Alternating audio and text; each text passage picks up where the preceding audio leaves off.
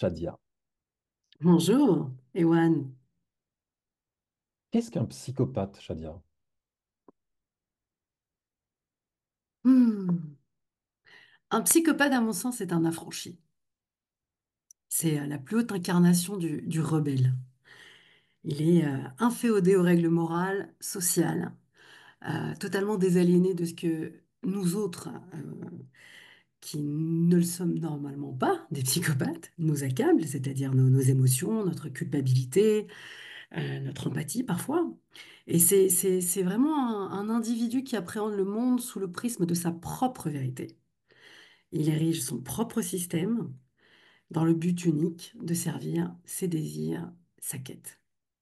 Euh, En définissant de cette manière un psychopathe, ça pourrait sembler être la définition d'un élève, d'un citoyen parfait, puisqu'il est discipliné, il est minutieux, il est discret, charmant, un idéal.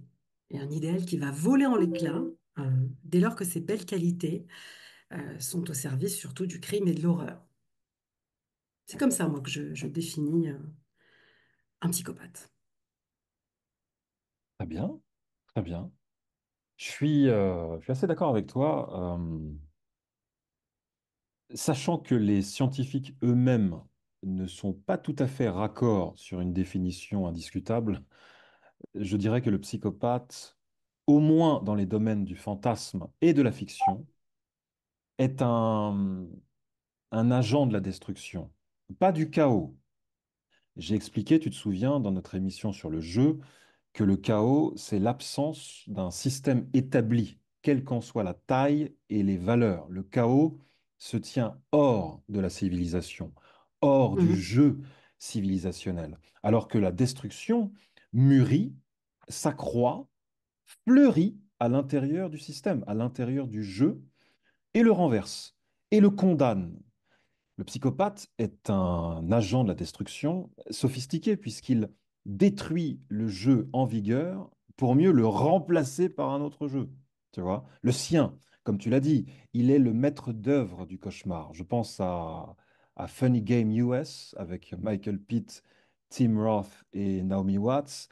Tu sais, les deux gamins psychopathes, archétypes des garçons de bonne famille, blonds, qui portent des polos blancs et jouent au golf impose à la famille de Naomi Watts un jeu extrêmement sadique, je veux dire d'une cruauté sans nom, et qui aboutira bien sûr à une immense destruction.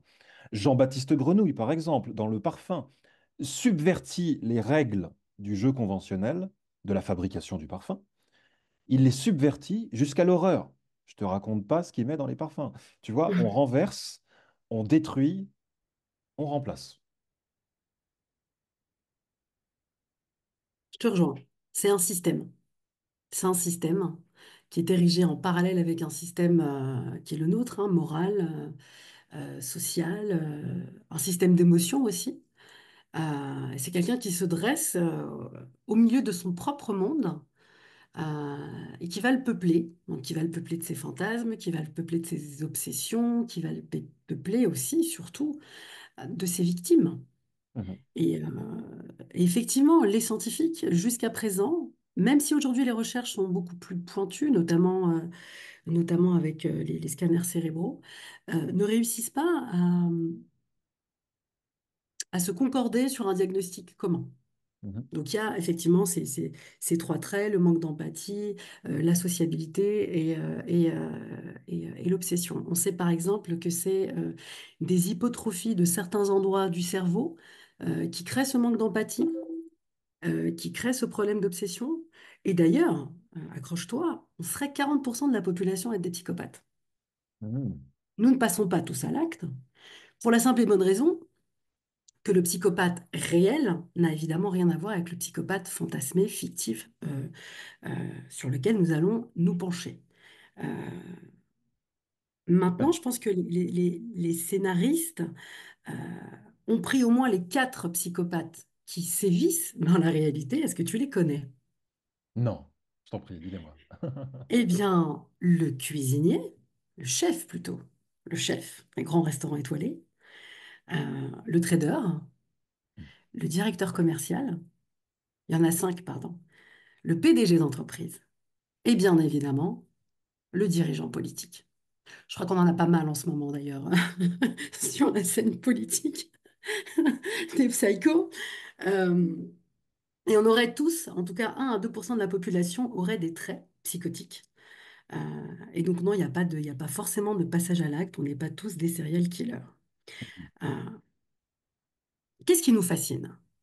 Ah, Pourquoi on est pourquoi, fasciné par cette... oui, pourquoi l'engouement? Icône du mal, icône glamour.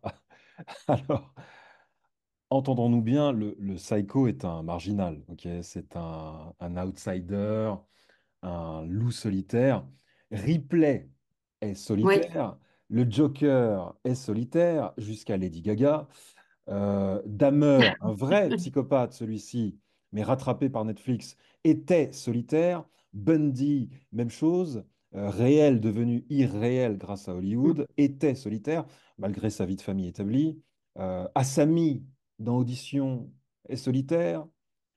Song-Ha, la folle dingue des Silences de la forêt, avec son visage d'ange et sa taille de sylphide, est solitaire. Euh, mais la télévision et le roman l'ont popularisé. La figure du cinglé charismatique est populaire jusqu'à en devenir une icône. C'est l'anti-héros, c'est le Joker, c'est Michael Myers, rock'n'roll quoi. Euh, Quand la série Dahmer est sortie sur Netflix, avec le succès qu'on lui a connu, les familles des victimes en ont été choquées, choquées de l'engouement public Mm. pour le personnage, de la starification du personnage. Un homme qui a massacré et bouffé des tas de gens, le cannibale de Milwaukee, dont les crimes rapportent du pognon à l'industrie du divertissement. Comment expliquer le phénomène, selon toi? Mais parce qu'en fait, la fascination pour le mal, utilisons le terme de mal Mhm, pour expliquer un petit peu ça. Le serial killer, le psychopathe, incarne quand même le mal. Les groupies, hein, les premières groupies de Psycho, elles arrivent quand même au 19e et au début du 20e siècle. Euh, Déjà, on va commencer par Jack l'Éventreur, mhm, qui est, moi en tout cas, je pense ma première rencontre avec un serial killer. Et Jack l'Éventreur, déjà, la manière dont les journaux de l'époque hein, avaient utilisé euh, le narratif qui avait été utilisé, en avait fait une espèce d'être un peu distant. En le basculant de cette manière, en racontant l'histoire de cette manière, ça permettait aux gens non pas de l'admirer, mais d'en être fasciné. Être fasciné pour quelqu'un qui n'existe pas, c'est pas très dangereux, en fait. mhm. Euh, et cette fictionnalisation du mal, euh, il y a une essayiste anglaise, qui s'appelle Dorothy Sayers, qui a débuté un de ses ouvrages en disant cette chose absolument extraordinaire, hein, que j'ai notée pour ma part. Il est de notoriété publique qu'une des grandes difficultés pour écrire un livre ou une pièce de théâtre sur le diable est d'empêcher ce personnage de voler la vedette. Mhm. Donc en gros, du tréfonds des enfers, Belzébuth est auréolé de lumière. Et c'est une lumière que nous braquons sur lui. Oui, Nous lui oui, accordons notre attention, nous nourrissons la fascination. euh, et cette fascination, elle se transforme même en un terme qu'on appelle l'hybristophilie, je ne sais pas si tu connais. non. C'est une attirance de certaines personnes, des femmes pour la plupart d'entre elles, euh, qui tombent amoureuses. Mhm, Elles sont fascinées au point de tomber amoureuses. Donc on a, dans un monde plus contemporain, et qui est le nôtre, français, Nordal Lelandais, tu sais, ce criminel qui a commis deux meurtres atroces sur une jeune fille et sur un militaire, et Ted Bundy, que tu as cité, que nous connaissons quasiment tous aujourd'hui, qui sont des êtres absolument monstrueux, mais dont deux femmes, en tout cas, sont tombées amoureuses et leur ont fait des enfants. oui. Pourquoi? Mais parce qu'il y a une espèce de fascination qui se transforme à un moment donné en narcissisme, parce que qu'est-ce qui peut se passer dans la tête d'une femme qui aime quelqu'un comme celui-là? Déjà, il y a un déplacement total de la réalité, hein, il y a une métamorphose totale de la réalité. Dans son esprit, ça devient une espèce d'être un peu au-dessus des autres. Euh, et si cet être au-dessus des autres, cet être supérieur la regarde, elle devient à son tour supérieure. Nous, petits spectateurs, petits lecteurs, on n'en est pas là, hein, et fort heureusement, nous, on est assis sur notre canapé, sur notre fauteuil de ciné, et pourquoi on les regarde? Pourquoi est-ce qu'on est attiré par ces figures? Je pense que parce que c'est quand même un... Il y a forcément de la catharsis. Et il y a une espèce de fascination aussi pour la transgression, tu vois. Le voyeurisme, hein, qui a toujours existé, hein, tout au long de l'humanité.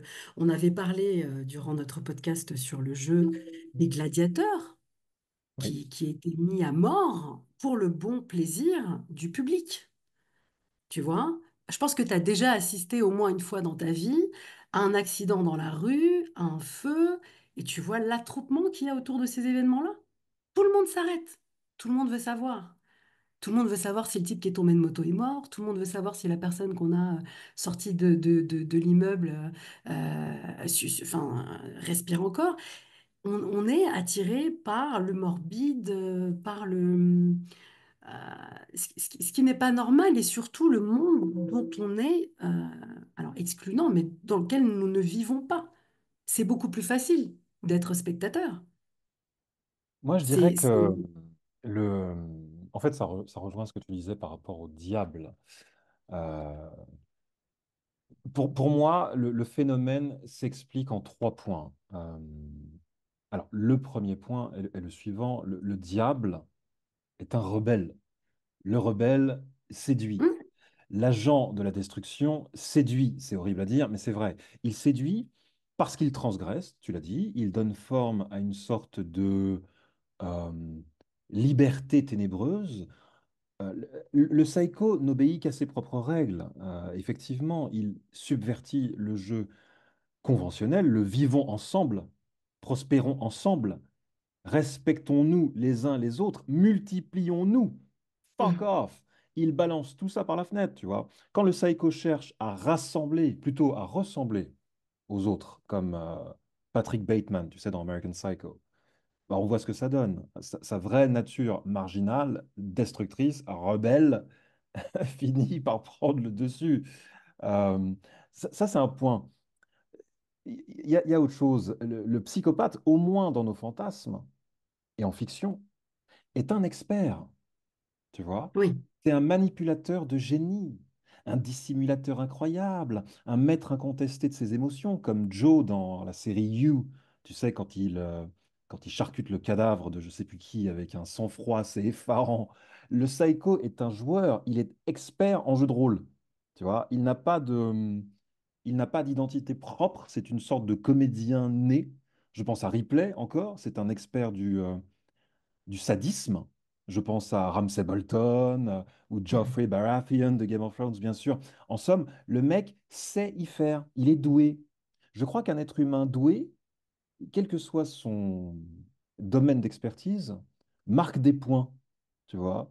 Marque toujours des points. C'est pas une question de morale. Ça va au-delà de la morale. Euh, et puis enfin, je dirais pour conclure ma petite trilogie là de Pourquoi, pourquoi l'engouement? Bah, la morale, justement, n'a pas vraiment sa place en fiction, tu vois. C'est, la fiction devient propagande. On n'entre pas en fiction pour se faire sermonner ou dicter sa conduite. On entre en fiction pour éprouver des sensations, pour être stimulé. La morale, c'est le terrain de jeu du réel.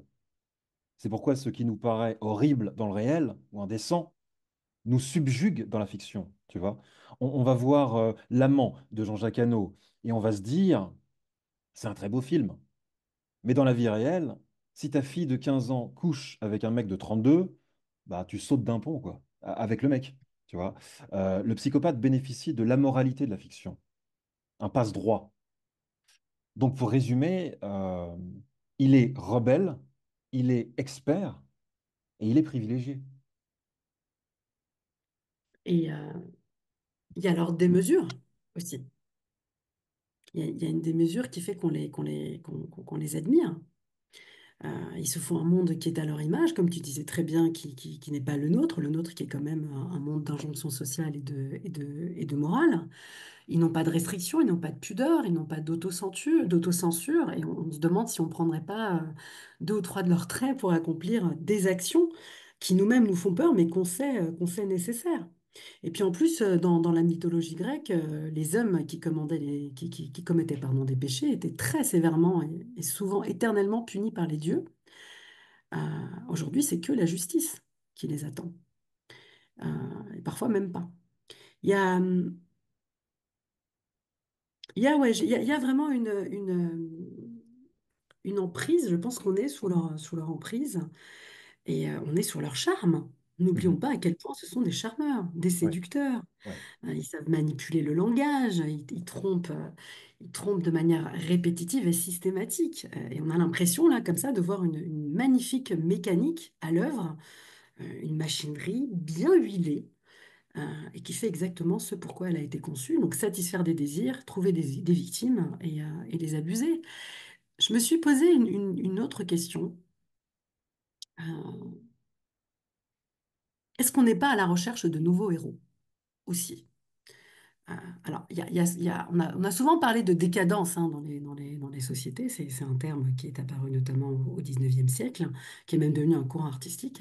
Est-ce qu'on ne se dit pas parfois aussi, on est dans une espèce de décadence aujourd'hui, et généralement, quand il y a une décadence sociale, les artistes se mettent à l'œuvre. Donc, ils se mettent à l'œuvre pour ériger de nouveaux modèles, pour ériger de nouveaux courants. Est-ce que nos petits scénaristes et nos écrivains ne sont pas en train de créer je mets bien sûr de grands guillemets, hein, des nouveaux héros qui seraient quand même beaucoup plus en phase avec notre réalité.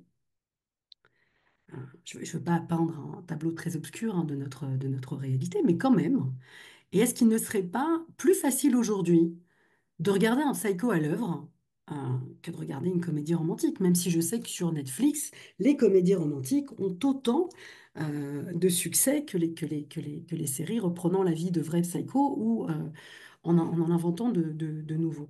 Est-ce qu'on n'est pas dans une espèce de fascination qui serait la rançon d'une société qui s'ennuie parce qu'elle est désenchantée, et parce qu'elle manque de transcendance ou de sacré? Qu'est-ce que tu penses de cette petite piste?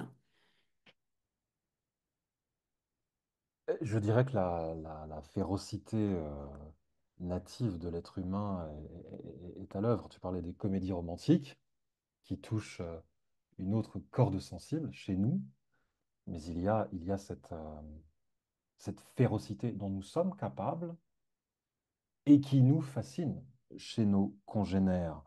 Euh, et ce qui est d'autant plus fascinant, ce sont les femmes psycho. Euh, Pourquoi est-ce que je dis ça? La psychopathie semble réservée aux hommes, tu vois. À en croire les exemples cités, c'est plutôt le cas. Alors, à la télé, des personnages comme Catherine Tramell de Basic Instinct, Asami de Audition, j'ai déjà cité, Song Ha, la fameuse mistinguette à la taille de sylphide des Silences de la forêt, tirent leur épingle d'un jeu très masculin. Les, euh, les caractéristiques sont les mêmes, tu vois. Rébellion, expertise, privilège de la moralité. Quand on est dingue, on est dingue. Il n'y a pas de différence majeure d'un sexe à l'autre. Je pense aussi comment s'appelle-t-elle? À Kathy Bates dans Misery, le Ma cauchemar préférée. de tous les écrivains. Si tu veux, je dirais que parce que la femme est beaucoup moins attendue dans ce registre-là que l'homme, que parce que la femme a longtemps été cantonnée au rôle de victime, son apparition dans l'univers des psychos est d'autant plus impressionnante. Tu vois, la nana dans Les Silences de la forêt, tu peux pas la voir venir. Et pourtant, jamais de ta vie, dans le monde réel, si tu veux, tu dors dans la même pièce qu'elle, dans la même maison, dans la même ville, en fait. Elle fait Arrête, peur. quand tu la vois descendre de sa jolie voiture rouge avec sa petite robe et sa taille de sylphide, tu lui donnerais pas l'heure? Non, Menteur. franchement, non.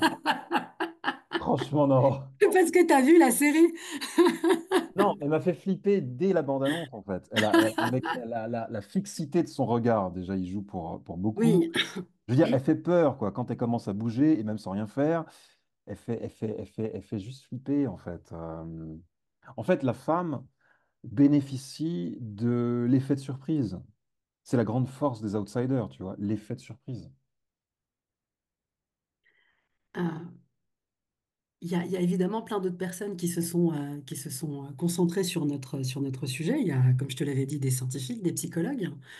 Euh, et sur 105 films qui ont été analysés, il y en a 21 qui sont des figures féminines.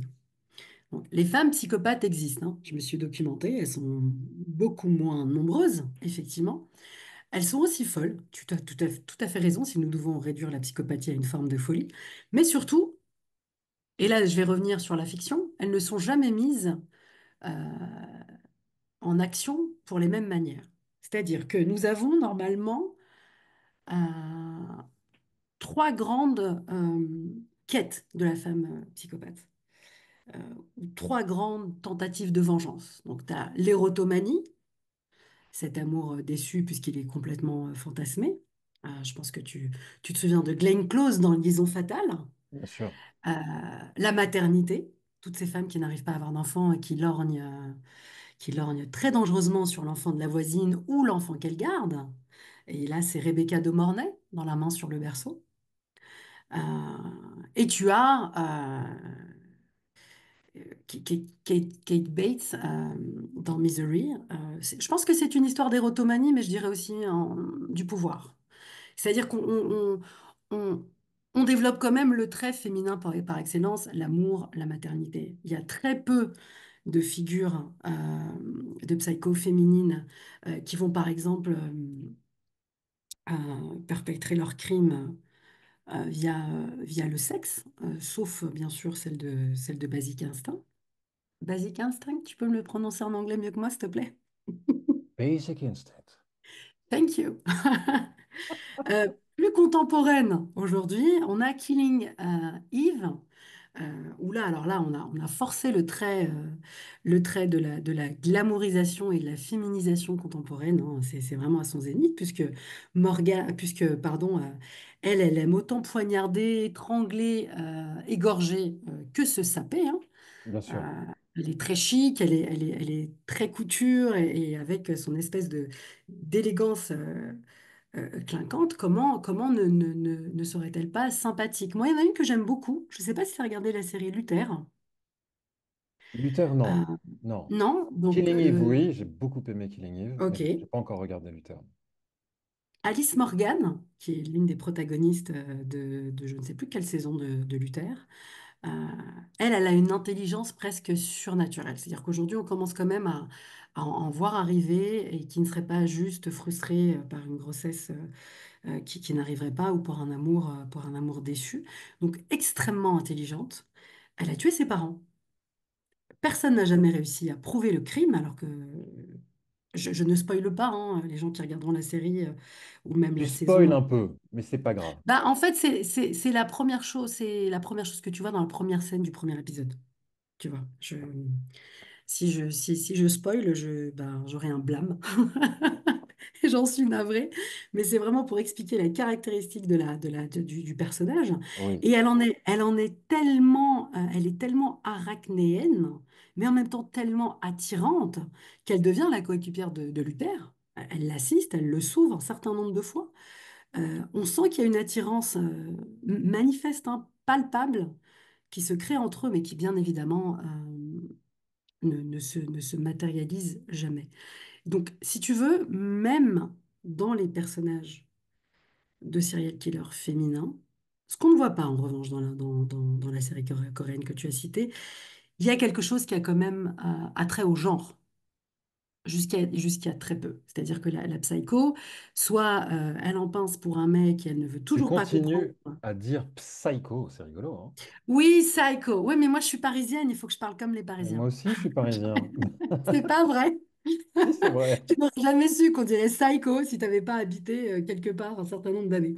Mhm. C'est pas faux. Donc oui, ça a toujours rapport avec les traits qu'on attribue aux femmes, quoi. Tu vois, soit c'est des amoureuses trendy qui comprennent rien au gars en face qui les ait conduits, soit c'est des nanas qui veulent absolument un bébé. Je suis contente quand même que ça évolue. Il y a du changement quand Ça même. Tu as évolue. cité Killing Eve, elle est tout à fait différente. C'est une tueuse à Elle est gages. contemporaine. C'est une Elle tueuse est à très gages contemporaine. de profession. Tu as cité, et j'ai cité également Catherine Tramell, qui, alors on parle du sexe dans Basic Instinct, mais au départ, tout est psychologique pour cette femme-là qui est Voilà, écrivaine. C'est un vampire à idées. Elle c'est cherche ça. toujours des idées C'est pour ça. nourrir sa fiction, si tu veux. Le sexe n'est qu'un moyen d'obtenir ce qu'elle veut. Donc, non, non, je trouve que les figures féminines sont aussi variées que celles des hommes. Alors, elles sont moins nombreuses, mais elles sont tout aussi variées, enfin, à mon sens. Elles ont évolué. Elles ont évolué. Aujourd'hui, elles sont quand même. J'ai eu du mal quand même à en trouver. Et d'ailleurs, j'attendais que tu me parles un petit peu des personnages de manga, parce qu'il me semble que les plus barrés de toutes, c'est quand même les personnages féminins de manga. Ah J'en ai bon? retenu une très jolie avec les cheveux violets qui s'appelle Gaza, je crois. Son prénom ou son nom de famille, c'est Gaza. Bah, tu sais, souvent, hein, souvent dans les personnages de manga, hein, c'est des filles absolument fabuleuses, magnifiques, d'une beauté comme ça. Et puis voilà, quand on gratte un peu, bah, on se rend compte que la nana est complètement tarée, barrée, tout ce qu'on peut mettre dans l'escarcelle, du psycho. Euh, on va peut-être s'y mettre, nous aussi, à écrire. Oui. Mais est-ce que tu aimes ces personnages-là? Parce qu'on les a décrits, là, on a réfléchi sur l'attirance des autres, sur la fascination des autres, sur ce matériau dont usent, pardon, et abusent les scénaristes de tous bords. Mais est-ce que tu aimes ces personnages? Toi, Ewan, pourquoi tu regardes ces séries-là? Pourquoi est-ce que je regarde ces séries-là?